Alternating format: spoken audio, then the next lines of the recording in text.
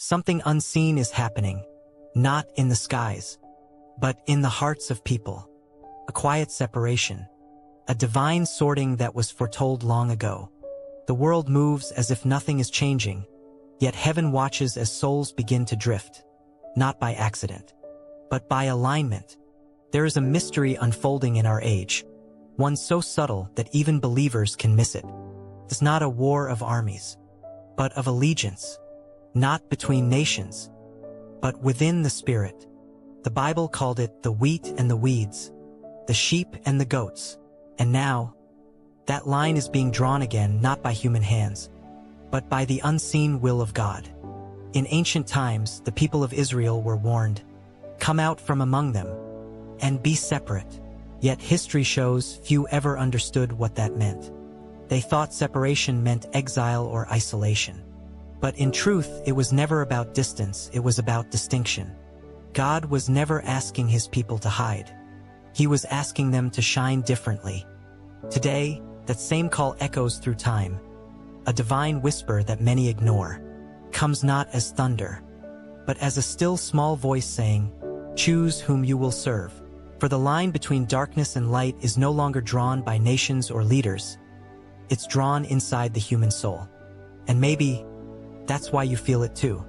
That quiet stirring, that sense that the world no longer feels the same. It's because something is shifting, and your spirit knows it. The prophets saw this age long before it arrived.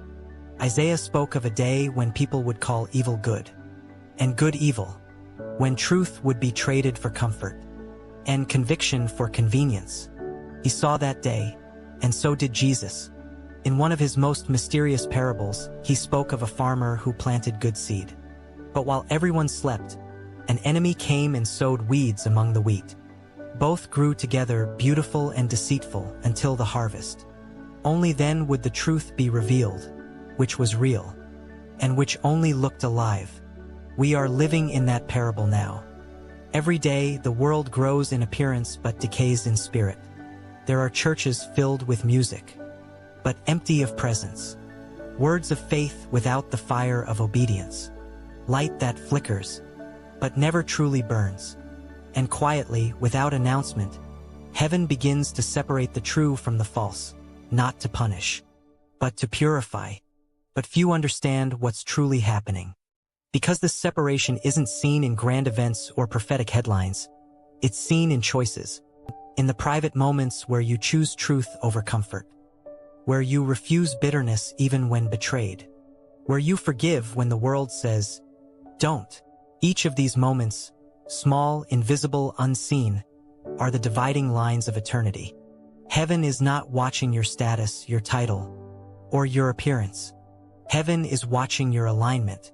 And in this age of noise and distraction, God is doing something that no one expected. He's dividing not by power, but by purity, not by position, but by the heart. There's a verse that most skip over, one that holds the secret of this mystery. In Luke 17, Jesus said, "Two will be in one bed. One will be taken and the other left. Two women will be grinding grain together. One will be taken and the other left."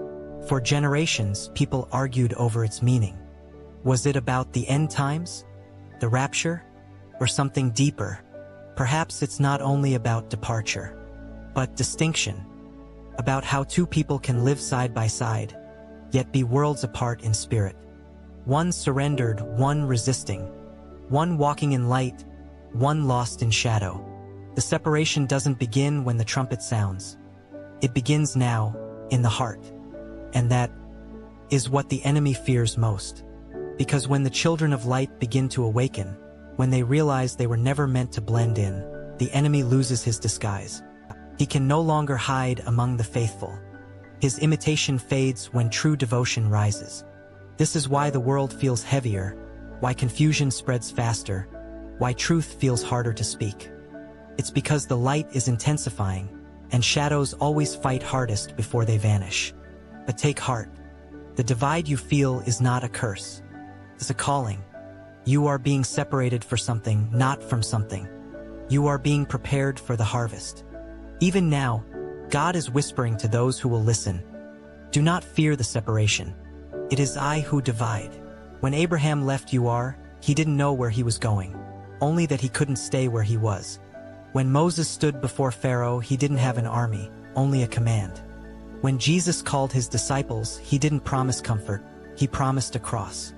And yet, every one of them found glory on the other side of obedience. The hidden separation is not punishment. It is preparation. The world is being sifted, not destroyed. Faith is being refined, not erased. And in this divine process, God is not losing his people. He's revealing who truly belongs to him.